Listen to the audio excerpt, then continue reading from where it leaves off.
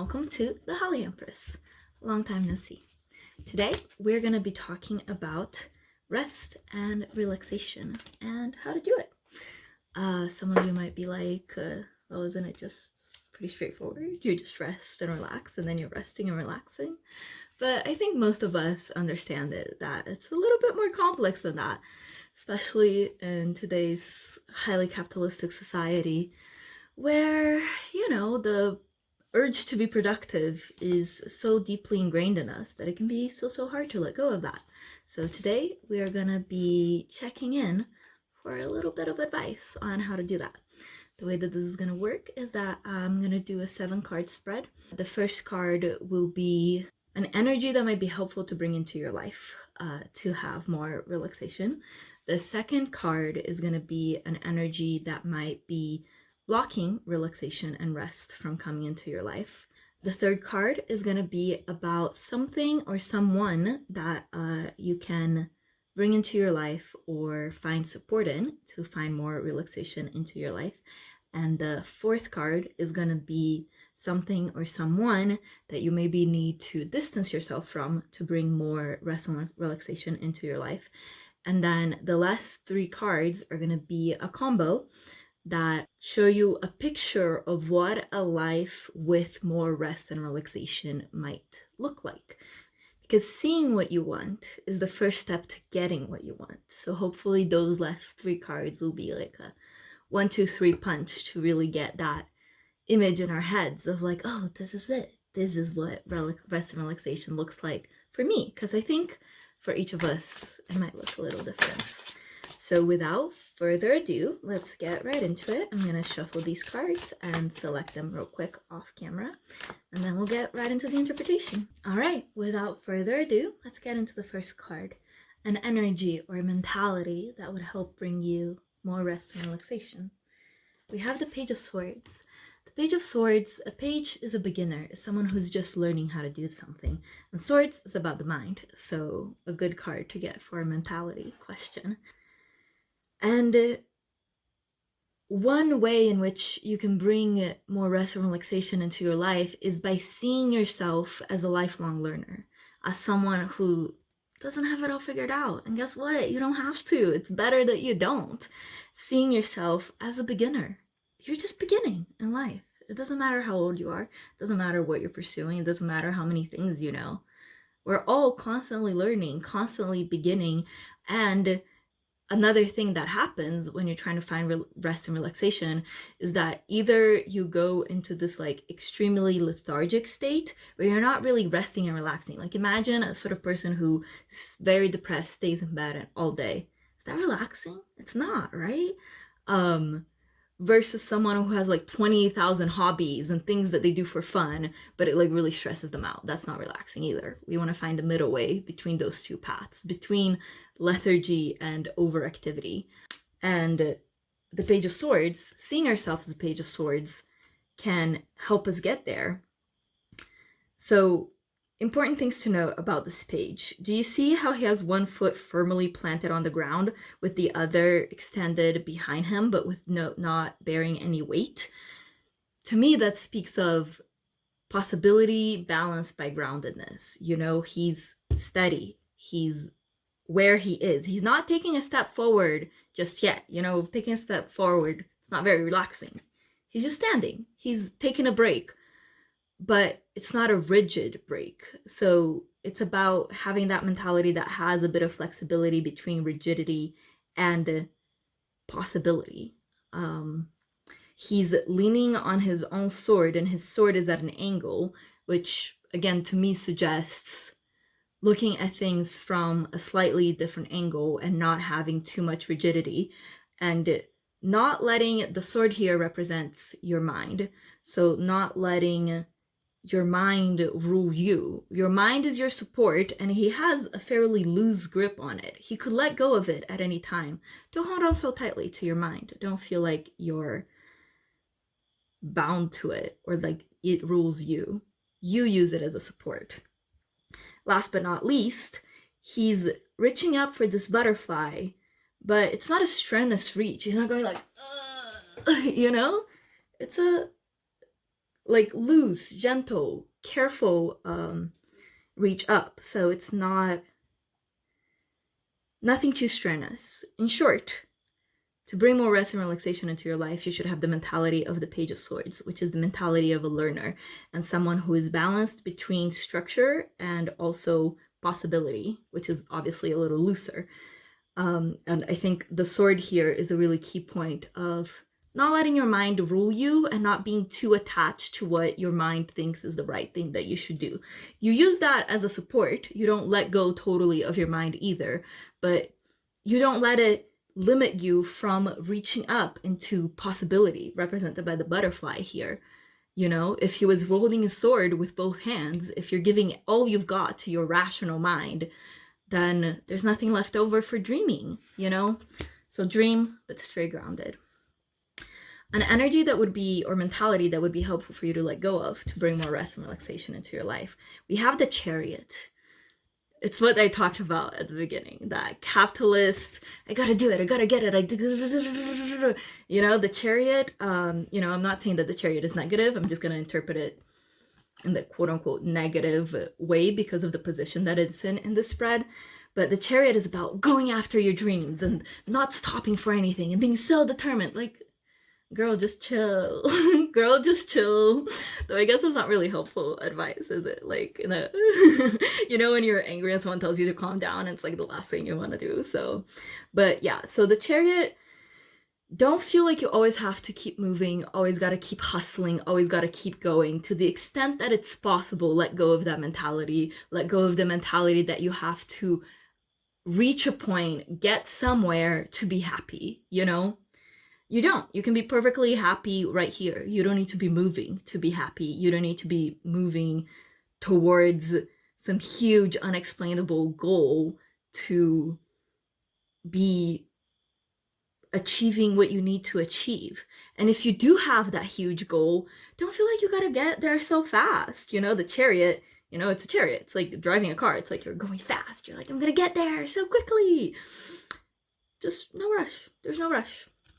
So the mentality you can let go of to bring more rest and relaxation into your life is hustle mentality and gotta go fast mentality. You don't need to hustle. You don't need to gotta go fast.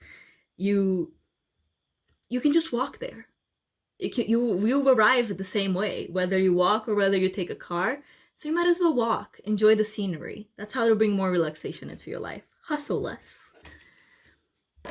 A person or a thing, or like the difference between these two sets of cards is that cards 3 and 4 are more pentacle based, more something physical, a person or a thing in your life that can help you relax more, whereas the cards 1 and 2 were more ephemeral, like wands and swords, sort of the mind and the spirit, so mentality and energy. So that's kind of the difference between these two set of cards. So now we're going to talk about something tangible, a person or a thing that can help you bring more relaxation into your life. And we have the 3 of Wands reversed. Look less at the future. That's what it is. Maybe there's someone in your life who's has a devil may care attitude about the future that might be a little grating to you, but that you actually need to incorporate into your life more. You can see that the figure in this card is quite childlike. So this might be a child in your life. Look at the children in your life and see children have barely a concept of the future, you know? The older they get, the more they do, but in general, it's quite loose, you know? So for many of you, this is going to be a child, if not specifically a child, someone with childlike energy. And the 3 wands here are kind of reminding me of knitting needles. And I think it's the idea of like a hobby, right? Something that you do not for some sort of final end goal, but for the pleasure that it brings you in the moment. So that's what it is in this card. Look at children in your life as a aid in resting and relaxing more. And it can be children like literally physically in your life, or like children of friends that you know that you only communicate with through video, or like YouTube kids, you know, whatever it is that you feel like brings you that sort of childlike wonder and that childlike lack of concern about the future. It's really any sort of activity that brings you that sort of letting go of the future. You know, what future? No need for that. Card number 4, something tangible in your life that you could maybe bring some distance from so that you can achieve a little more rest and relaxation.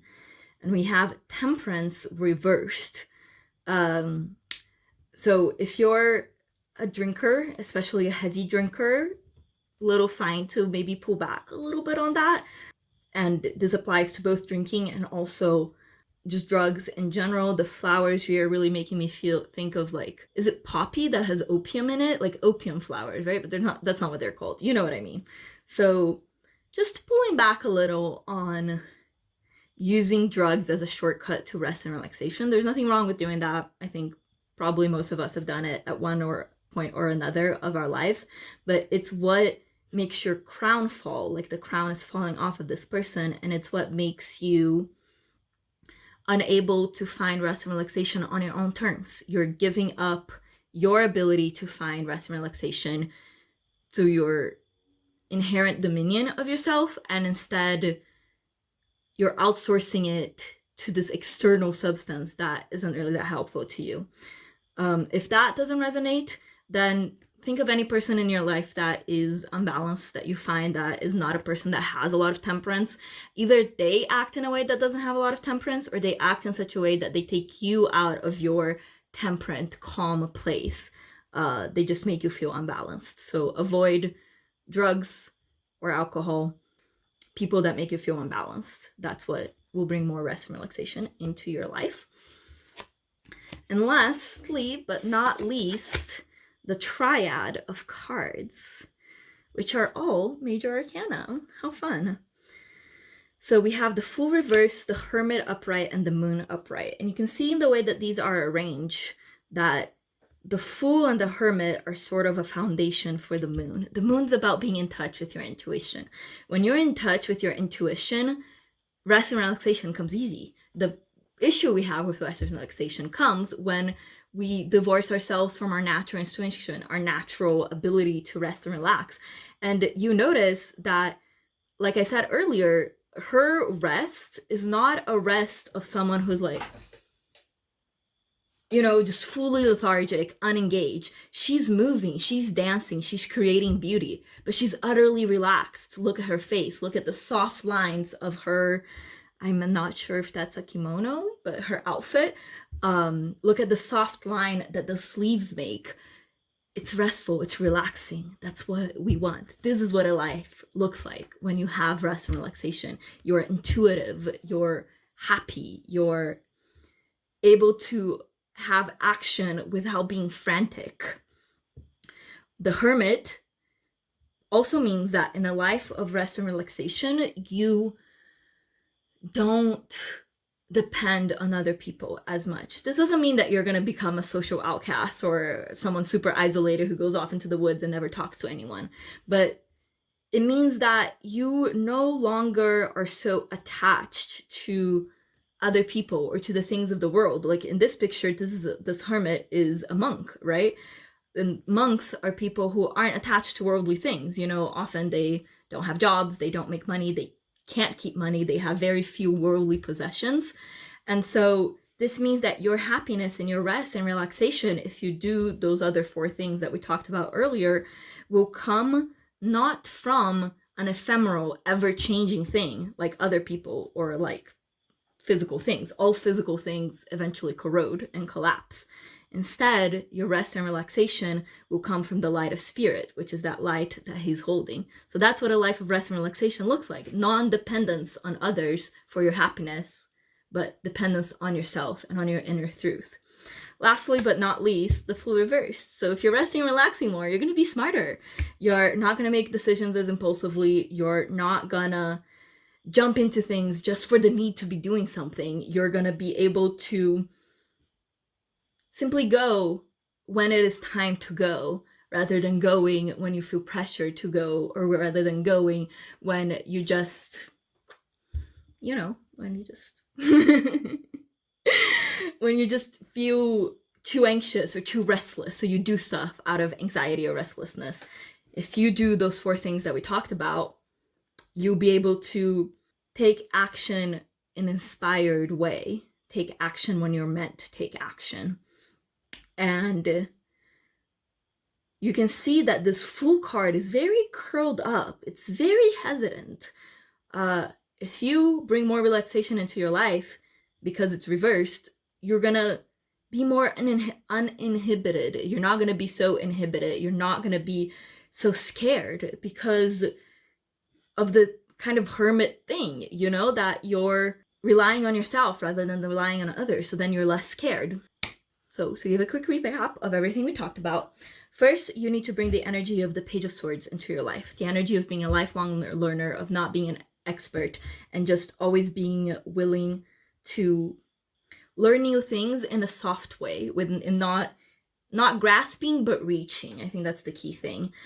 You also could let go of a hustle mentality, of a need to always be moving towards a destination very quickly. You could look upon the children in your life for support in this endeavor, as well as anyone that has that sort of childlike wonder about the world and almost carelessness about the future. What future? We're all on the now right now. You could also benefit from letting go of any substances that you might use to assist you in rest and relaxation. Slowly, a little bit of a time, in a temperate way, you might do this. And if you do all of these things, what you'll get is solitude without loneliness, action without hesitancy, and intuition without anxiety. Sounds pretty nice, I'd say. All right, that's it for today's reading. If you had alternate interpretations of these cards, please let me know down in the comments. I would love to hear them. I'm trying to keep these videos sort of short, so I can't go as deep as I sometimes would like. So there's obviously a lot more here that you could glean out. Here's the picture of the entire reading, and you might want to look at it, and if anything jumps out to you, for example, if the flower in the Fool's hand really calls out to you, you might want to Google what are the spiritual meanings of white flowers and see what that gets you, you know? Every tarot reading has layers upon layers and upon layers, and you can always zoom in more and more and more on each little detail. So I encourage you all to do that if you feel so inclined, but also no pressure. What there is pressure for is to like and subscribe so that I can grow my channel. I'd really appreciate it. It really helped me out. And I'll see you guys next time. Bye!